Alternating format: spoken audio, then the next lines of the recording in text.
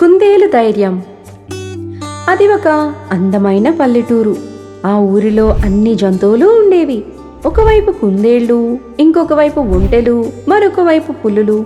ఇలా అన్ని జంతువులు వాటికి అనుగుణంగా ఇండ్లను ఏర్పరచుకొని ఒక్కొక్క కాలనీలో సంతోషంగా ఉండేవి. ఆ పల్లెటూరికి కొన్ని కిలోమీటర్ల దూరంలో ఒక సిటీ కూడా ఉంది. ఆ సిటీలో అన్ని సౌకర్యాలు ఉండి ఉద్యోగులకు, వ్యాపారులకు అందరికీ అనుగుణంగా ఉపయోగకరంగా ఉండేది. ఇక్కడ పల్లెటూరులో జంతువులు వేటికి అవే పని చేసుకుంటూ పంటలు పండించుకుంటూ స్వతంత్రంగా ఉండేవి. అయితే ఇక్కడ జంతువులలో భేదాభిప్రాయాలు ఉండేవి కావు. అవి అన్నీ కలిసిమెలిసి ఒకే కుటుంబంలా ఉండేవి. ఈ కుందేళ్ల కాలనీలో ఒక కుందేలు కుటుంబంలో తల్లి కుందేలు తండ్రి కుందేలుతో పాటు వాటి పిల్లలు క్యారెట్ తోటని పండించేవి. ఆ కుందేళ్లలో ఒక తెలివైన ఆడకుందేలు ఉండేది. అది ఎప్పుడూ ఉత్సాహంగా చురుకుగా ఉండి అందరికీ సహాయం చేస్తూ సమయస్ఫూర్తితో ఉండేది. ఆ కుందేలుకు బాగా చదువుకోవాలని, సిటీకి వెళ్ళి ఉద్యోగం చేయాలని ఉండేది.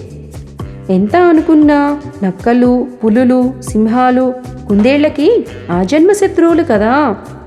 ఈ కుందేళ్లు కనబడగానే అవి తినేస్తాయని వాటికి ఎప్పుడూ మనసులో భయం కలిగి ఉండేవి. అందువల్లే అవి కుందేలును సిటీకి పంపించడానికి భయపడేవి.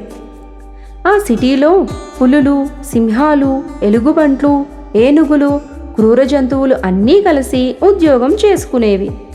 ఎందుకంటే ఆ సిటీకి మేయర్ ఒక సింహం. ఆ సింహం ఆజ్ఞ వల్లే క్రూర జంతువులు చిన్న జంతువులను వేటాడడం అనే విధానాన్ని మార్చేసింది. అందువల్లే చిన్న కుందేలుకు సిటీకి వెళ్లాలన్న కోరిక బలంగా కలిగింది. కుందేళ్ల జంట కూతురి మాటను కాదనలేక ఒప్పుకున్నారు. సంతోషంతో కుందేలు ఒక పెద్ద పోలీస్ హెడ్ ఆఫీస్లో ఆఫీసర్గా జాయిన్ అయింది. తన కల నెరవేరినందుకు కుందేలు సంతోషించి మొదటి రోజు ఉద్యోగంలో చేరింది. మరి మన ధైర్యం గల కుందేలు ఆ పెద్ద సిటీలో దానికంటే పెద్ద జంతువుల మధ్య ఎలా ఉండబోతుందో వచ్చే కథలో తెలుసుకుందాం.